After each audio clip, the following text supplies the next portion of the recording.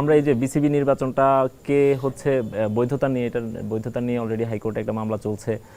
জাতীয় ক্রীড়া পরিষদ থেকে একটা তদন্ত কমিটিও গঠন করা হয়েছে। আমরা ধরে নিলাম যে এই কমিটি অবৈধ, এই কমিটি হয়তো হাইকোর্টের রায় বাতিল হলো। এরপর যদি আরেকটা ইলেকশন হয় সামনে, সেখানে কি সরকারি হস্তক্ষেপ থাকবে কি না?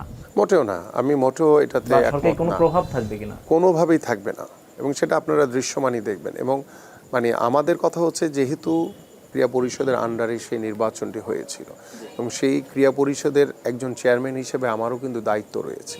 এবং আমি আশা করি বর্তমান যে ক্রিকেট যে অবস্থা রয়েছে, এবং জাস্ট রিসেন্টলি আমরা বিশ্বকাপ ক্রিকেট থেকে আমরা আসলে বঞ্চিত হয়েছি, সব কিছু মিলিয়ে আমার কাছে মনে হয় যে আমরা যে কথাটা আমি বলছি, যে ক্রিকেট যাতে ক্ষতিগ্রস্ত না হয় এবং ক্রিকেটের জন্য যেটা কল্যাণকর, যেটা ভালো কিছু হবে, সেটাই আমরা সবাই মিলে করব। সেখানে রাজনৈতিক কোনো প্রভাব থাকবে না, সরকারের পক্ষ থেকেও কোনো প্রভাব থাকবে না।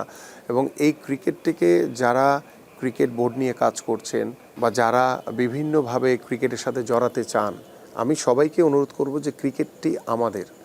সো এদেশের বাংলাদেশের ক্রিকেট যাতে ক্ষতিগ্রস্ত না হয়, সেদিকে আপনারা সবাই সতর্ক থাকবেন। আমরা ক্রিকেটটিকে যাতে এগিয়ে নিয়ে যেতে পারি, সেই প্রত্যাশা আমি সবার কাছ থেকেই করি।